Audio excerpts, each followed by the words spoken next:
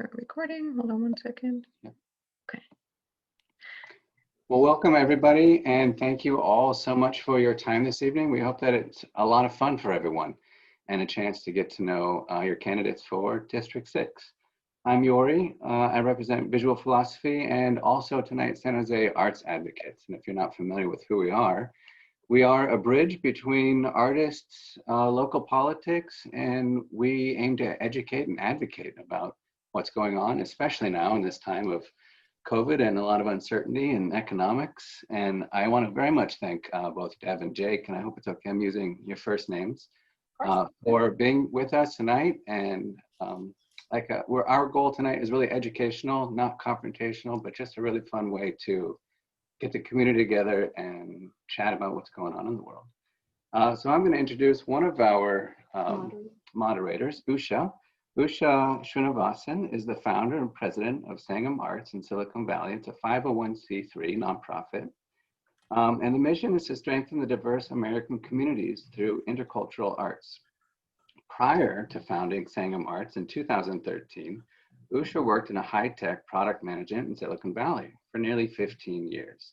She holds a master's degree in electrical engineering from Rensselaer Polytech Institute, and an MBA from Stanford University. And thank you so much for helping us out tonight. We really appreciate the time, and we're so glad you're here. Welcome, Usha. My name is Dana Seeger. I am also the co-creator of a School of Visual Philosophy with Yori, and tonight I'm going to be introducing Brendan Rawson, our other moderator for tonight's event.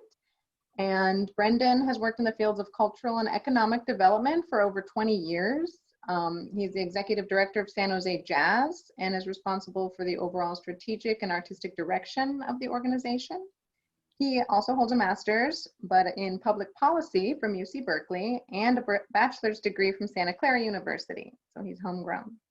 And he's a proud member of the SJAA Arts Advocates core team and a tireless advocate, I would say, for arts in all types of media.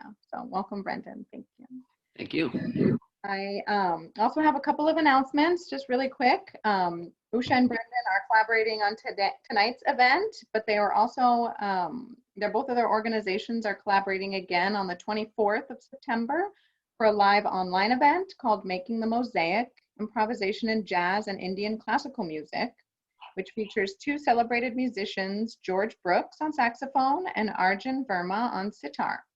You can find out about that in the link via the chat.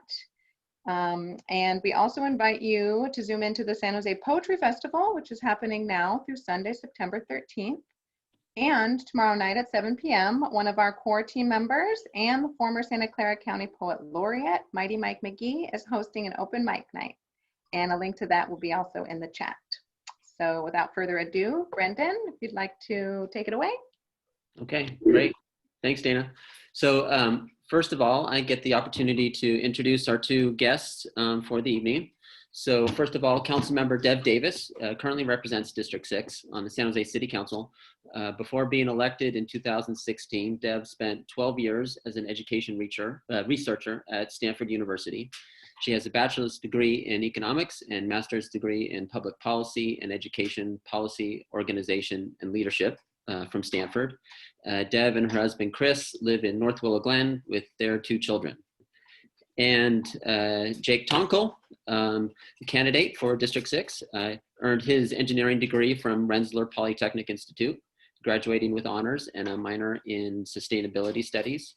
Jake currently works as a biomedical R&D engineer, helping to develop minimally invasive heart valves and arthroscopic surgical equipment. Over almost 2.5 years as a Peace Corps volunteer in Morocco, Jake worked with community members on health education initiatives and well water systems. And turn it over to Usha. All right, thank you so much. It's an honor to be here, and welcome to Dev Davis and Jake Tonkel. And now for the ground rules. The San Jose Arts Advocate core team and our moderators, we've curated a series of questions that are really designed to open a conversation with these two candidates so we can get to know them and they can get to know us. We encourage all of you to post questions in the Zoom Q&A box or comments on Facebook Live if you're watching on Facebook. We are currently streaming out of School of Visual Philosophy's Facebook page. We also asked members of the audience to share their experiences in San Jose's creative community.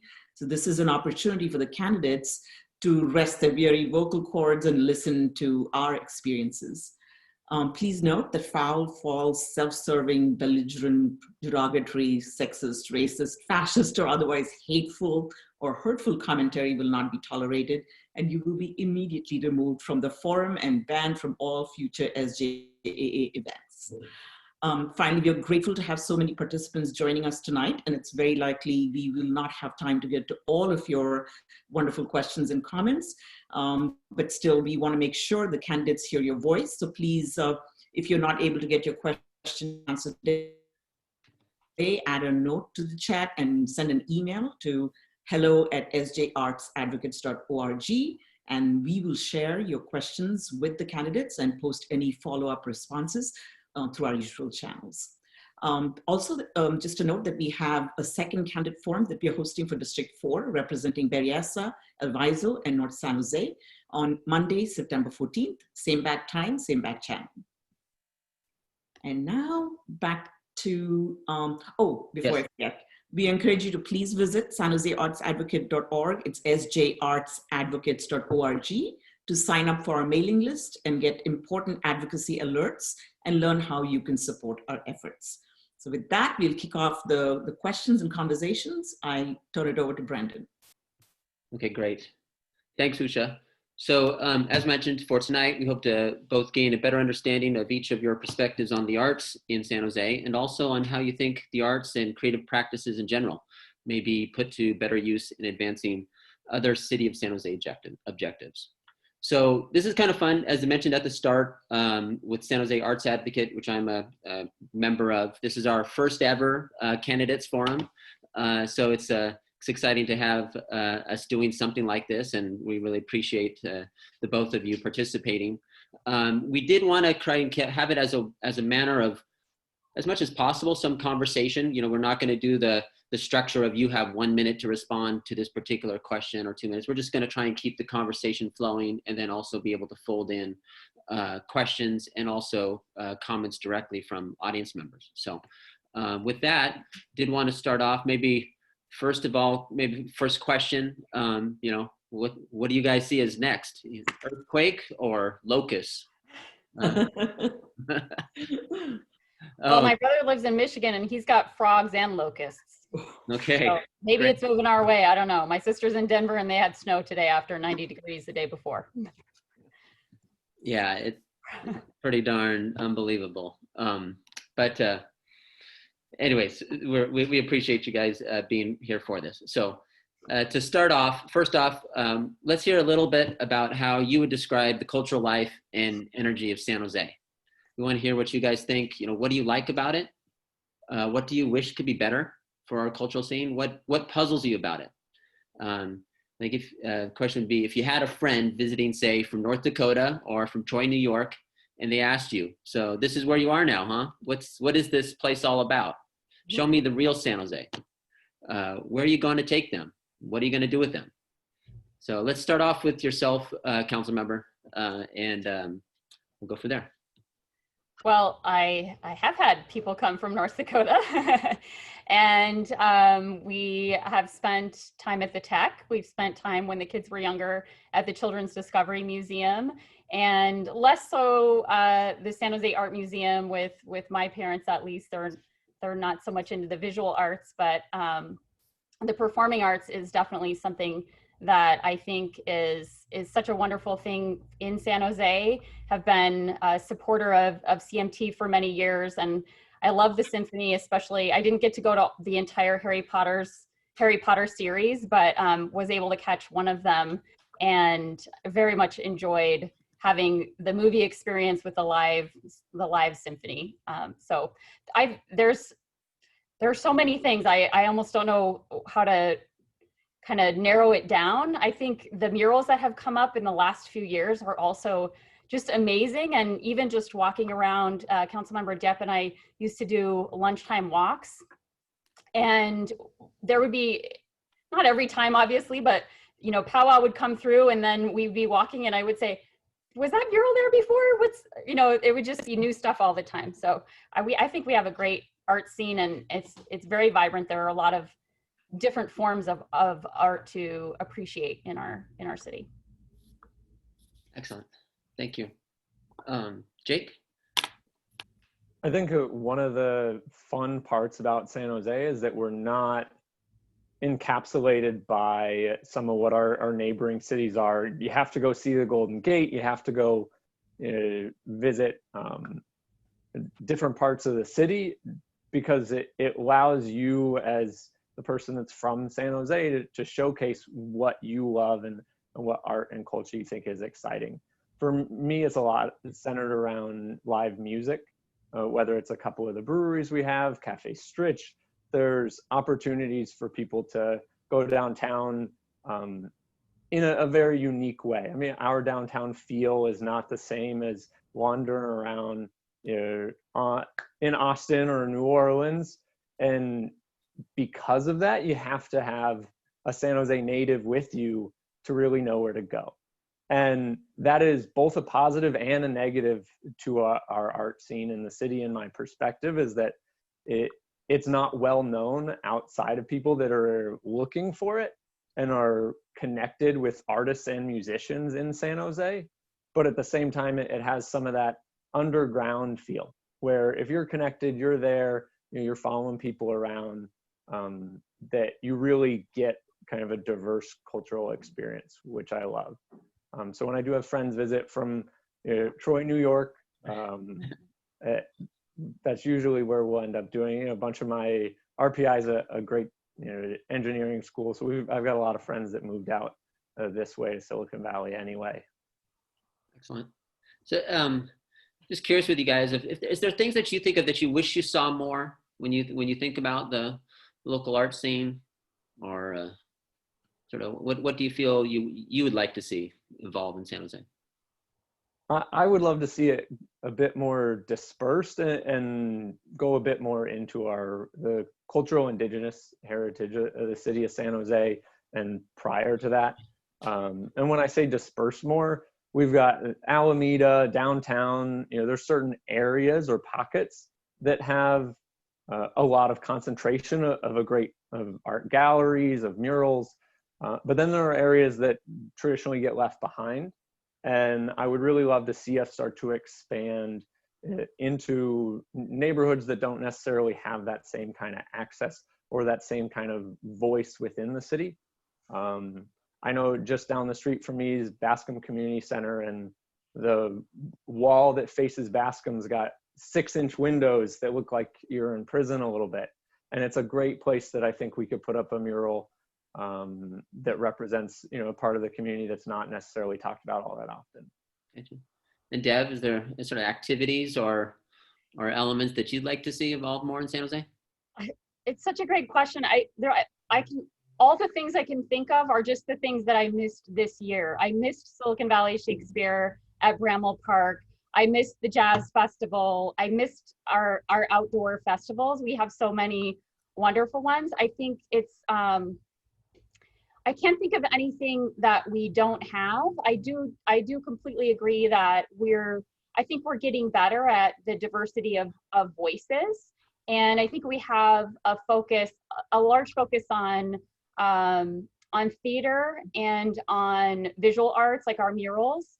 And I was an oboist, as I think you know, Brendan.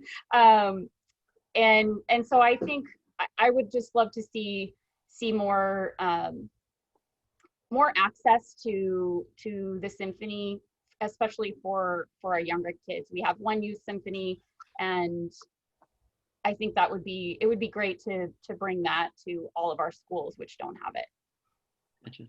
So I'd like to pick up on what both of you said about kind of the diversity and things about San Jose that are different from other cities. One of the reasons, perhaps to your point, Jake, why San Jose and its culture these days is not as well known elsewhere is we are at this cutting edge of demographic change, where things like ballet and others have kind of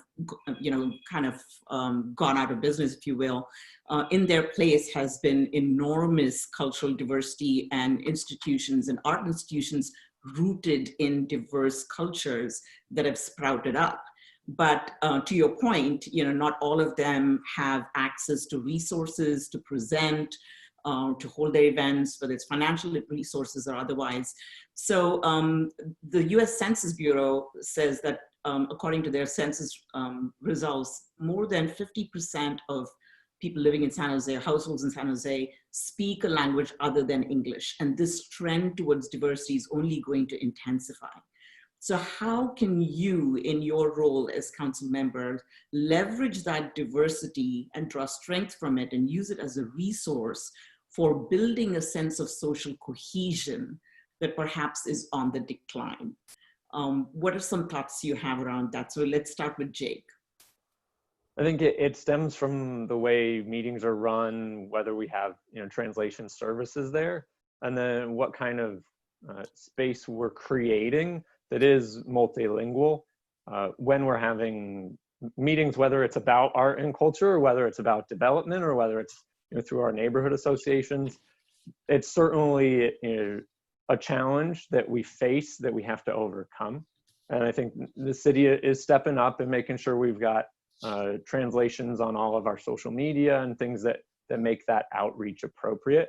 But it has to be more explicit and it has to be more often.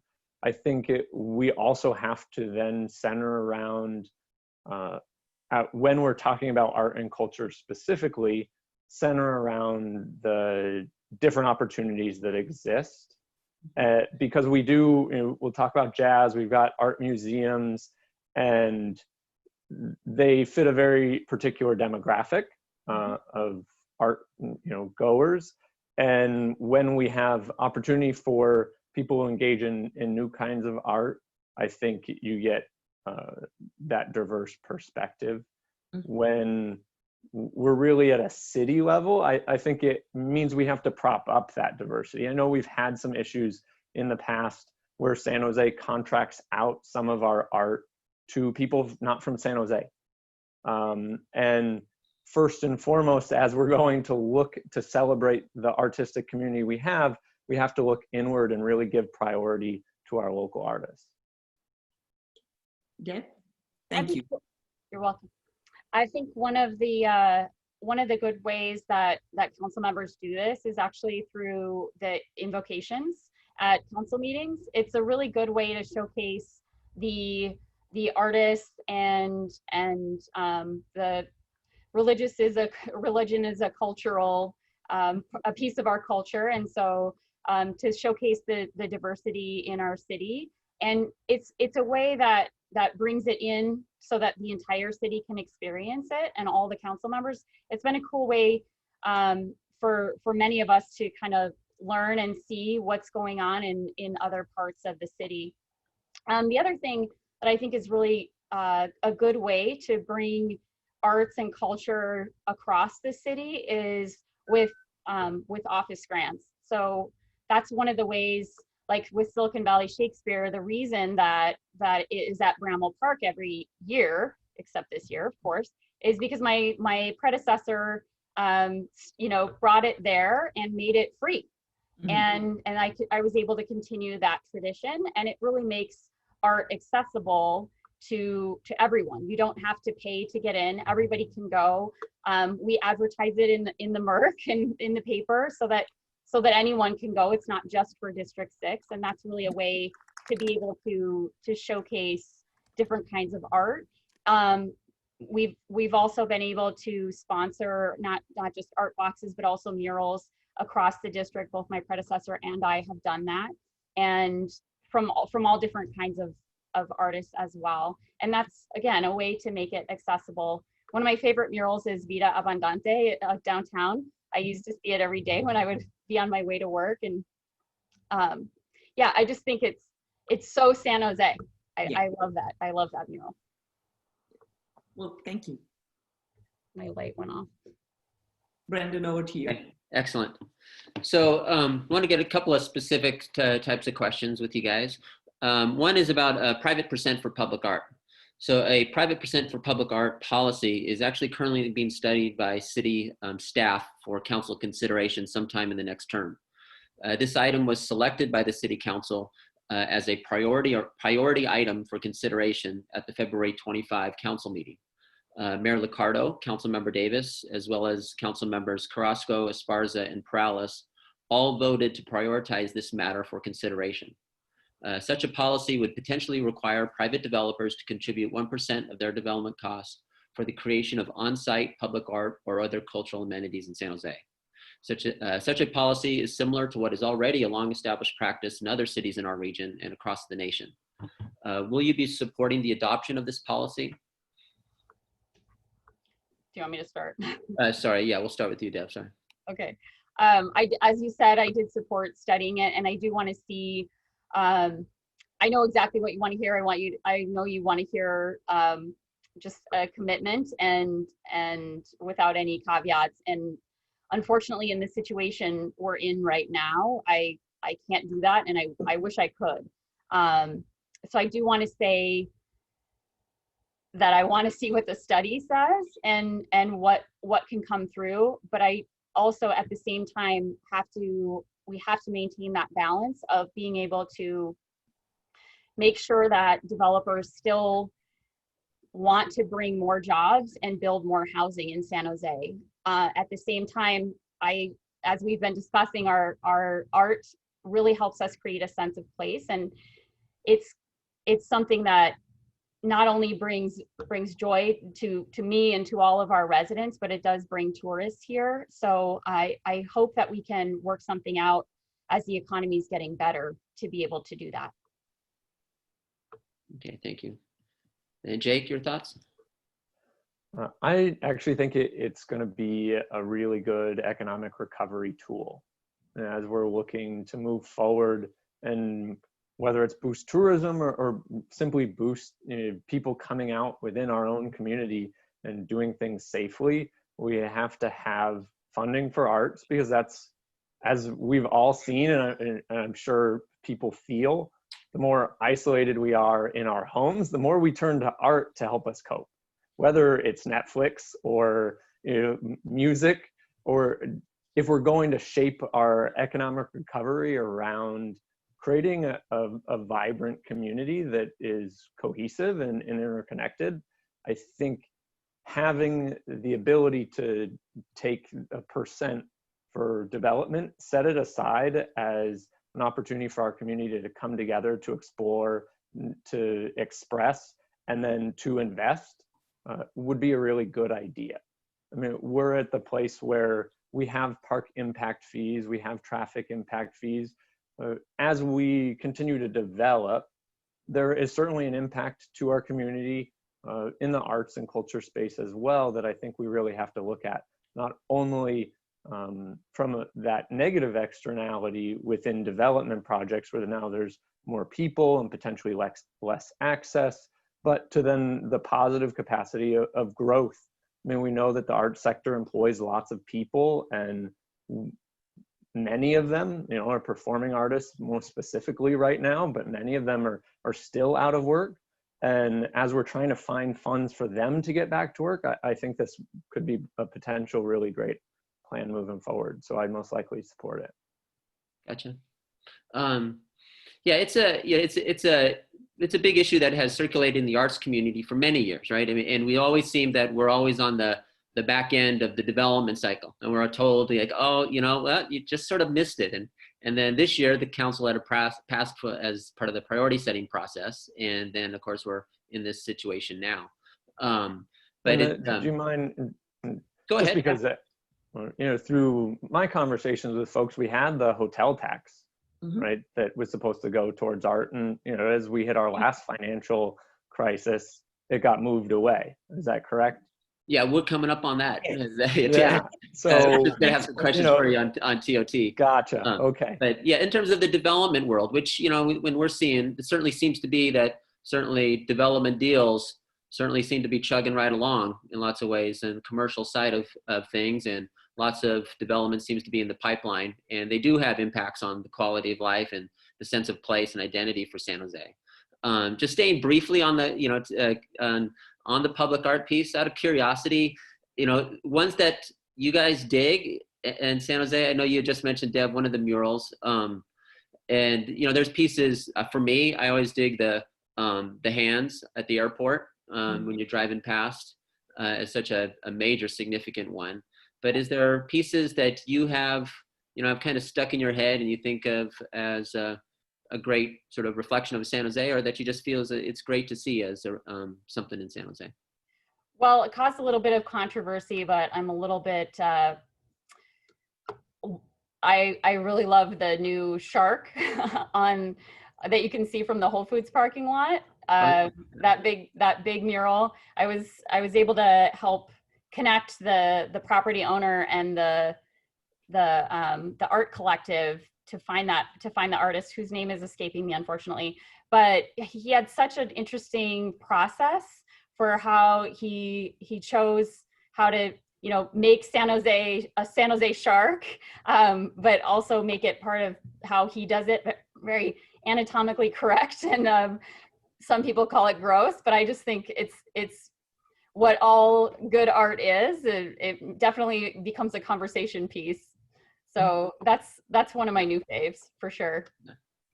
Jake, is there one that sticks in your head? The challenge that we face, I mean, the one that traditionally encompassed San Jose was the Mural de la Raza, which has been painted over. Didn't know much about it until the initial controversy, and going back and being able to see, the pictures and all the detail and the historical significance really took its toll. My passion for art has always been centered around social justice. So more recently, we're in a challenging spot, obviously, but there's lots of murals or mini art pieces that have popped up around the Black Lives Matter movement that I think just really strike me as an opportunity for our community to express what they're feeling. And that really gets me the most.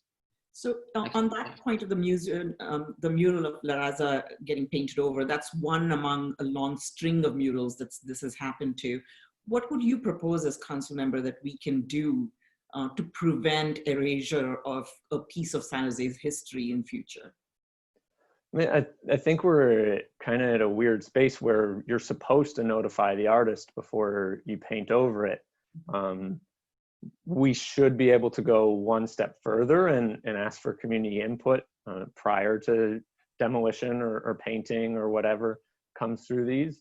I think just having that opportunity for our community to voice their concerns will go a long way in preventing things being painted over.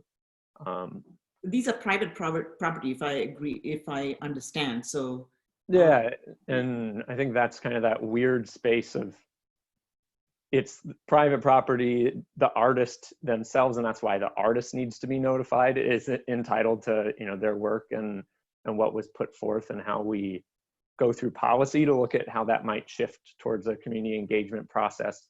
Or, I mean, artists, most specifically music, after some time it becomes collectively owned to the community and not the specific artist. And we have to look at what that might mean in the city of San Jose as well, I think, if we're trying perhaps to push a historical creative designation of some kind, maybe. Yeah. How about you, Deb? Do you have any thoughts on that? Yeah, I think actually we have a historic resources inventory, and we should definitely include not just architecture, but also art. It would be very helpful to be able to do that. Of course, we have quite the backlog of historic resources inventory. Really needs to be updated, and I think that's, unfortunately, it's somewhat the nature of art, right? There are whole traditions where the art is supposed to be transitory, and that's certainly true at least in music performance. When I was in orchestra, we didn't ever really do recordings, that kind of a thing. So there is sort of a transitory nature to art as well. But we have to determine together with the artists and the community what we do want to preserve and why. Yeah. All right. Now, thank you very much for those responses. Now, continuing on the TOT, but before I start the question on the transient occupancy tax, I'd like to share some data just for the audience to know and provide some context. So obviously we're right now in the middle of an epidemic and a pandemic, but the impact of the pandemic has been disparate. So obviously on the one hand, the stock market is chugging along, developers are continuing to make deals, but on the other hand, you see service industry workers, small businesses, and artists, especially artists in communities of color, are really struggling and hoping that they can hang on until operations and opportunities come back to normal. The San Jose nonprofit arts and culture sector generates activity of more than 200 million annually, and creating about 100 million in household income to local residents and tax revenues of about 14.7 million. For each ticket purchased for an arts performance or a museum exhibition in San Jose, patrons spend an additional $37 on associated goods and services. But outside of some funding for maintenance of city-owned facilities, cultural facilities, nearly all of the Office of Cultural Affairs and Cultural Grants programs are funded by a small portion of San Jose's transient occupancy tax, or a hotel tax, as we like to call it. Now this year, obviously, because of the pandemic, the TOT tax has plummeted and resulting in a reduction of 70%, or $5 million reduction in cultural grants programs. The City Council decided to dedicate $2 million of one-time funds to help offset this really heavy blow. And obviously, as San Jose Arts Advocates and culture workers, we're very concerned about this issue moving forward. So this is a two-part question. Would you support an increase in the portion of TOT that is allocated to cultural programs in order to help support this sector that has been disproportionately impacted? Just to be clear, we are not asking necessarily for an increase in TOT, but an increase in portion of TOT that is allocated for this use. And then the second part is, would you support moving the Office of Cultural Affairs administrative costs to general fund, thereby allowing more of these TOT dollars to be invested in local arts nonprofits? And we'll start with you, Deb. Okay. My understanding is that 60% of the TOT dollars go into the arts, and we were able to backfill the, I think the most important part of that this year with coronavirus relief funds. I think we did, I have some notes, $2.4 million for cultural grants and administration. So we were able to backfill some of that, which I'm very grateful for. We'll also hopefully be able to have some of the unspent 1920 funds rebudgeted in for 2021, which should help, especially because we know, I think we all know that travel is going to take a little while to come back. In terms of having a greater proportion of TOT being allocated to the arts, 60% is quite a bit already. There might be a way we could do a little bit more than that. But in terms of, I talk a lot about balance, I know. In terms of having the Office of Cultural Affairs be in the general fund, I actually think probably we wouldn't want that. I think we all know that we have some very hard times ahead of us. When we see a recession for the city, the revenues generally, the decreased revenues have a delay, and it's very possible that travel will come back and we will still have some pretty serious deficits at the city that we would have to cover through general funds. I would not want the Office of Cultural Affairs to be one of those potential offices that was on the chopping block because of general fund shortages.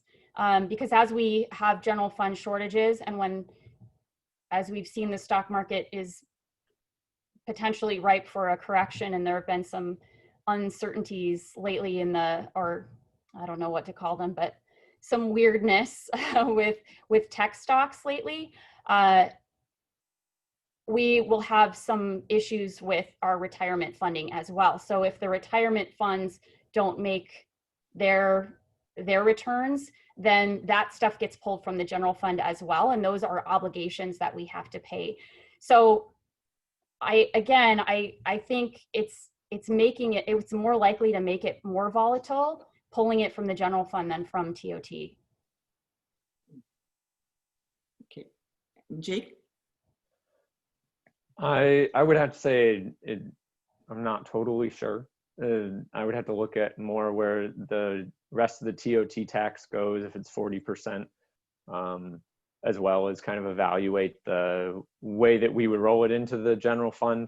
I think Dev's point about volatility is really the key takeaway, right? How do we make sure that arts, which employ so many people in our city and create, that vibrant cultural San Jose experience, how do we make sure that the ebbs and flows that community feels are not exacerbated based off of our economic booms and busts that happen, every decade or so.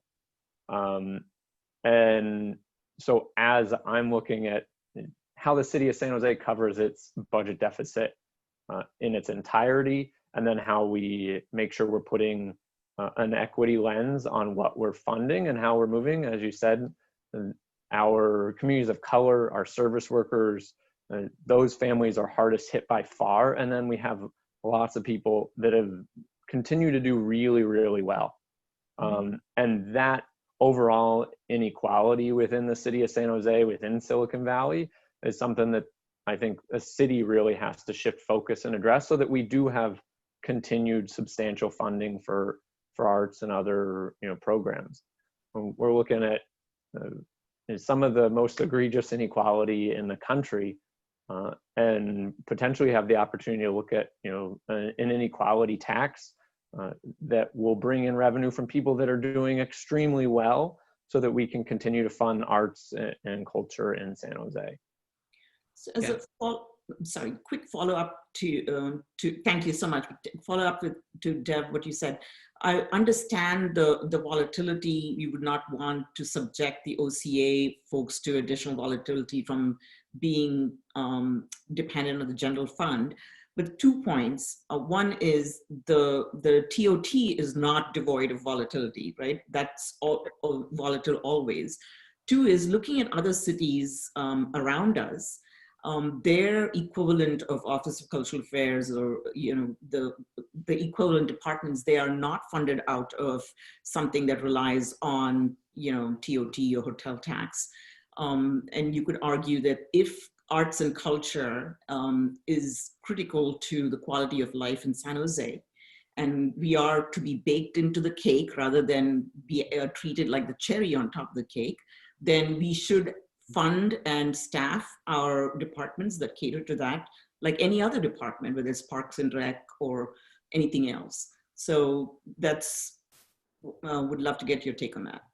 Yeah, I think it's a good point. The only issue is that all the other cities around us, and I think you probably know this, they have more jobs than they have employed residents. And so they have a different kind of tax base than we do, a tax revenue base than we do. And I would say, you should ask the Parks Department if they like being part of the general fund, because it's a lot harder. It's a lot harder to cut the Office of Cultural Affairs when they have their own dedicated revenue source, as opposed to the general fund where, we had to cut everybody. The last time we had a recession, there were layoffs across the board in all the departments. So I think that's great. I think for San Jose, it's better. I think that's a very kind of interesting point, Deb, that you're mentioning there about that the TOT was thought of, partly back in the area of redevelopment and sort of building a vibrant downtown and the role of arts and culture in that. and feeding into a downtown economy. I think maybe folks though don't understand the history of that. You had raised the comment about 60% going to arts and culture, with 40% going to the general fund. And just so folks are clear, the structure of it is that of that 60%, it's half of that goes to Convention and Visitors Bureau and to the operations of the convention center. So and that's certainly not doing much business these days, or projected to for the near future. And it used to be, prior to last recession, was that the staff of OCA was part of the general fund structure. And that allowed for a greater portion of the resources of TOT to be dedicated to arts grants. And that was chipped away back in the last time through. And I think the reality, though, as it plays out, is that when the city was faced with this, this most recent cuts that it had to do, and that 40% that was headed to the general fund from TOT, that was immediately backfilled with budget stabilization dollars. First time it was a $5 million first at the first estimates, and when we realized the estimates were even higher than that, another $6 million. So the TOT, it's dedicated to arts, but it's also, as Usha is describing, it remains very volatile, and then with it being chipped down. So that is one of the ideas that we did want to, you guys to be considering, is if we do see that as a logical connection about the economic impact of the arts to drive, downtown visitor business and serve that piece, the city probably shouldn't be chipping away at it in the way that it has over the years. And maybe it's the opportunity to sort of restore that. But getting outside of the TOT, we mentioned about the public percent for the arts and the development process. Do you guys see any other sorts of tools of how the city should be supporting the arts? I think to your points, Jake, the linkage between the arts as supporting service industry workers and families, which have been so heavily impacted. If the city did really want to make an immediate impact to helping those families recover, I find it hard to think of a different way of, once we are able to gather again, of activities that will generate business service visits to downtown, et cetera, and the rest of the city. Because it doesn't seem like we're going to see it on the business travel side for quite a while. Yeah, yeah, Jake, go ahead. I was just going to say, I mean, the way that the TOT tax works, and not to bring us back to that discussion, but it's kind of self-fulfilling. If there's not people coming to San Jose for arts and culture, then our tourism and our TOT tax gets lower, and then we have to cut more art funding. Having the flexibility through other tax allocation measures to inject funds to create that vibrancy, I think is really important. So I mean, like I said, I think one of the things that we have to look at across the board is how do we start to address the inequity in our community. We're talking about it a lot on a housing level, whether it's commercial linkage fees or whether we can or can't waive affordable housing development fees or impact fees. An art impact fee, like you said, private percent per art is a big piece of it. But again, that has its own volatility. Are we building? Are we not building? Where the stability within the Silicon Valley economy has really been wages, and so I think that kind of challenge that we face with inequality in wages across our city could be tweaked and utilized for art investment. I mean, as you said, Usha, people go to the arts and then they spend a little bit more money. We have a lot of families. It's 20% of our city or of Silicon Valley that doesn't have $400 in savings. And if they did, not only could they make rent, but then they might get to take their family out to enjoy art and culture in the city of San Jose. And Dev's point about us making activities free is certainly important for access. Mm-hmm. But the fact that we have families that are struggling to survive, skipping meals for their kids, doesn't bode well for getting people out of their homes and engaging in the art and culture of the city that we love. Okay, great. Thanks. We want to do to audience questions, but Deb, did you want any thoughts there about how other ways that the city could be supporting? Yeah, I do want to mention, we haven't talked about the public percent for art, which we do have through our capital funds.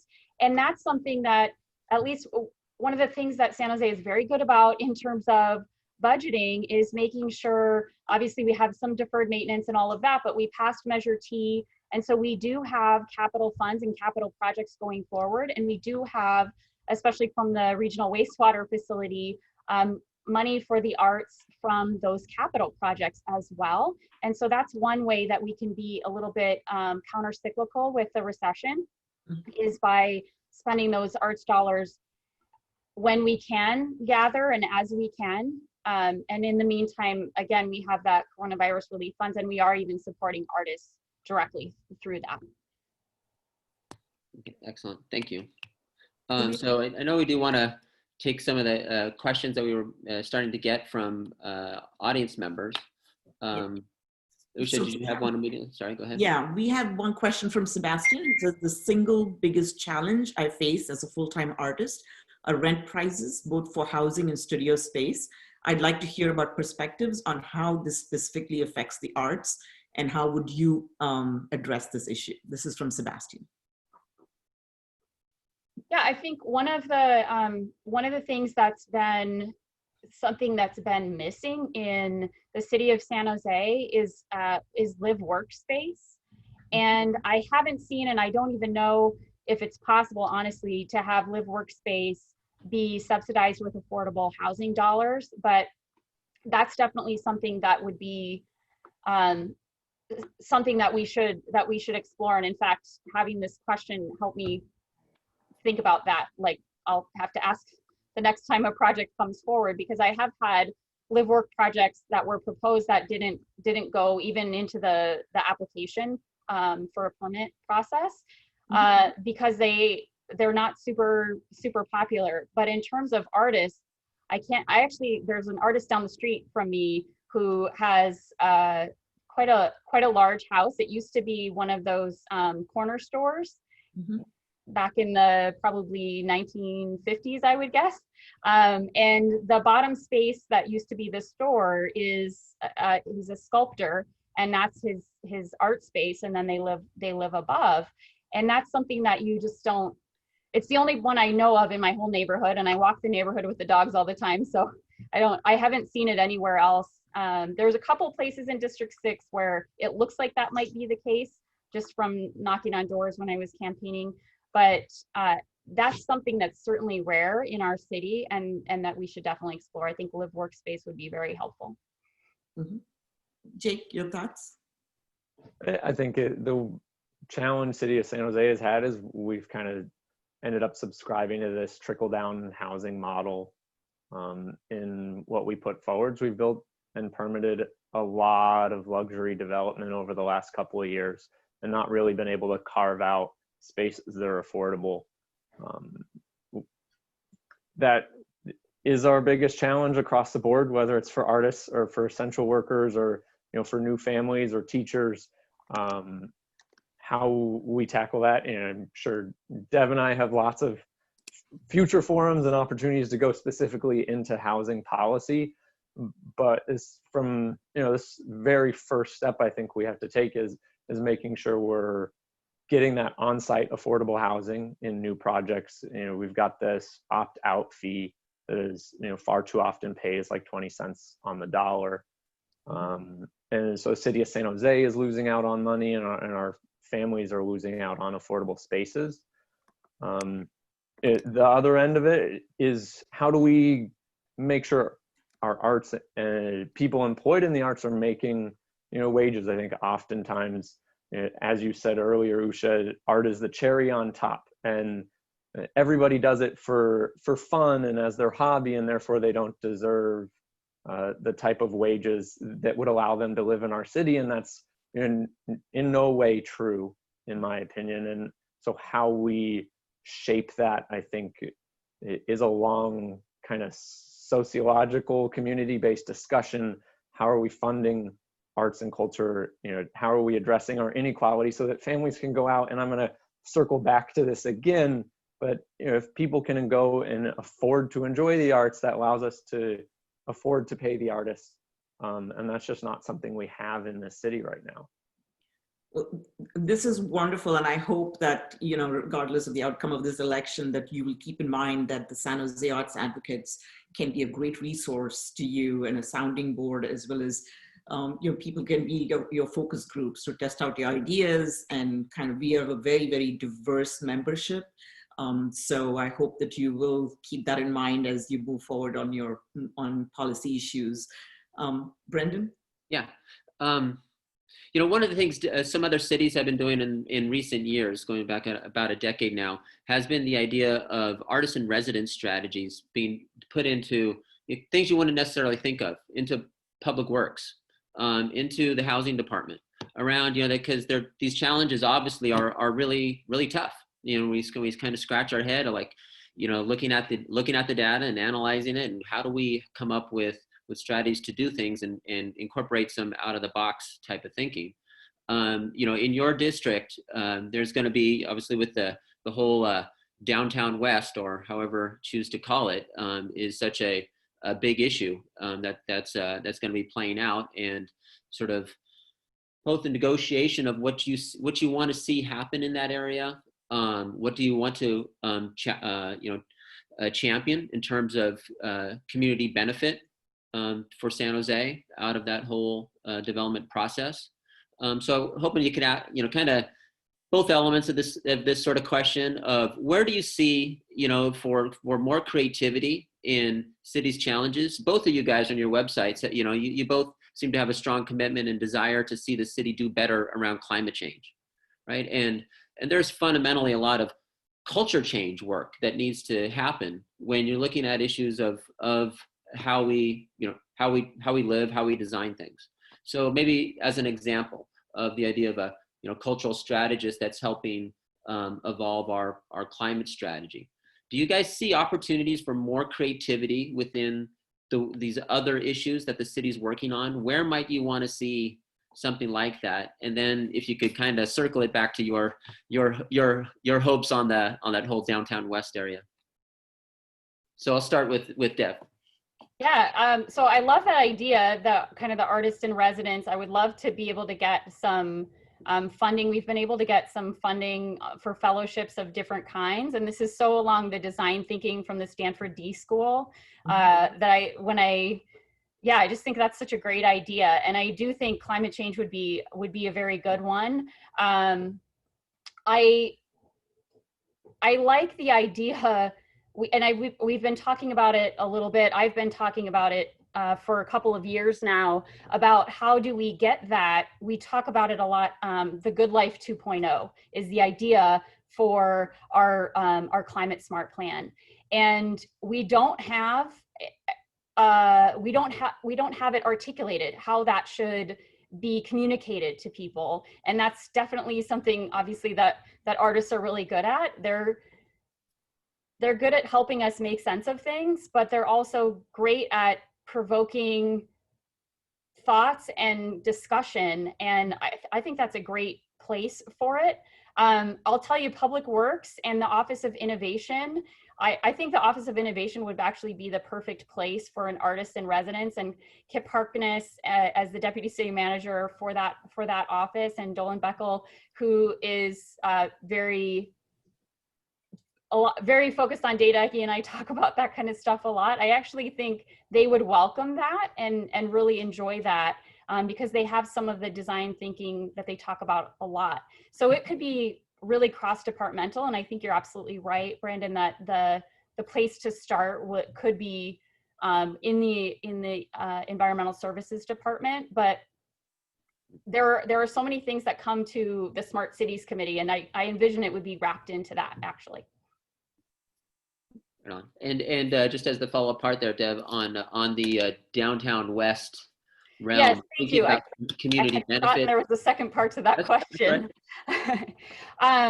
So we've talked a lot about the cultural spaces, and I think Google's very they're committed to that. They're preserving it's the San Jose Water Company building, the older building, and some other spaces. But again, with balance, I would like to see open space as well. And those two things are not mutually exclusive. Public art and open space are wonderful. There's not, in this picture, it doesn't show the fountain, but we have a lovely fountain as the centerpiece of our rose garden, right? And so I think art and open space go along together. And of course, affordable housing is going to be at the top of the list for the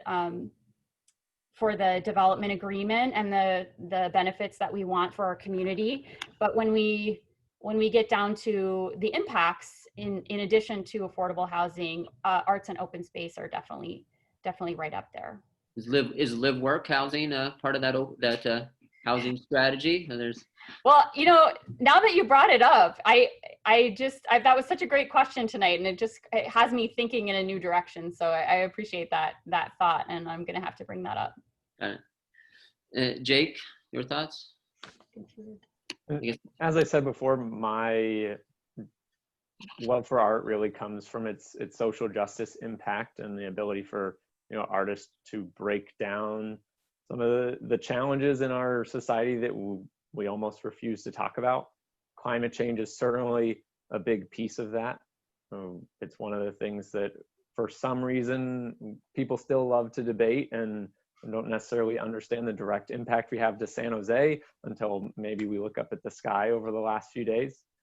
So I think we can obviously benefit from having artists in all of the different departments in the city. I think housing and Office of Racial Equity, the new proposed one, would really be great spaces because the community engagement that needs to happen in order for us to get past some of the traditional barriers to building affordable housing, it can't necessarily just come from a data perspective.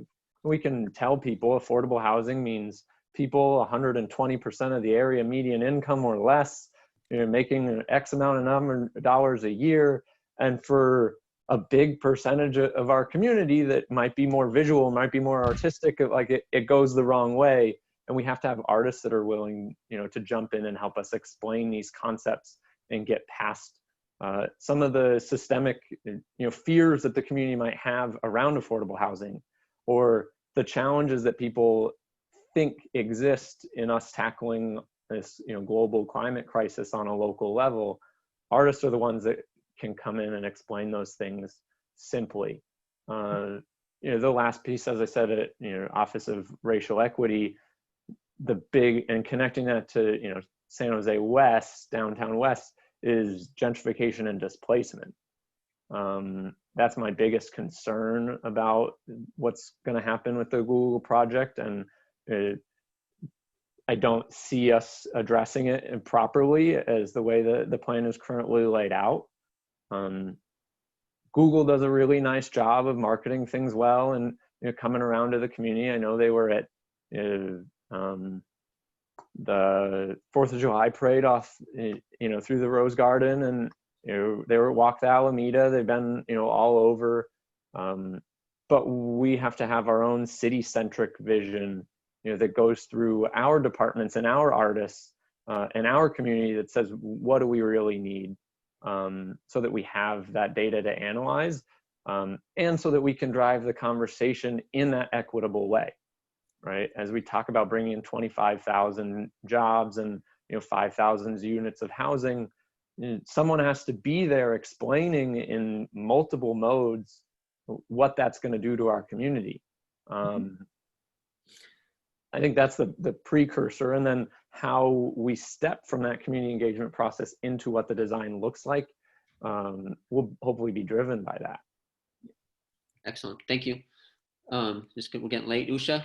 Yes, I mean, we are now exactly at 7:30. I thank you both very much for your very thoughtful responses. And I'd like to say a few things before we wind up. Please keep in mind that San Jose is among the most diverse communities anywhere in the US. And the kind of demographic changes that we are going through here is really the cutting edge of something that the rest of the country is eventually going to go through. So while this may seem at times as posing a challenge because it has appended a lot of the traditional models, it also presents a tremendous opportunity for us to build kind of best of breed solutions, create a template for social cohesion that is based on kind of better intercultural understanding, creating a sense of belonging, redefining what it means to be American. All of that can happen in San Jose. And, we are all people like Brendan and all the other arts advocates here are, on the ready to help you in whatever creative, innovative ways you come up with to make that happen. So we really are, excited to have you both on here. Thank you. And to all of our viewers and attendees on this, please do check out San Jose Arts Advocates online, sjartsadvocates.org, and also on Facebook, Twitter, and Instagram at San Jose Arts. And thank you, Dev. Thank you, Jake, very much. And we wish you all the very best. This was Thank great. you both very much. Looking forward to more of these conversations. Yes, look forward to it. Good stuff. Good night. Good night.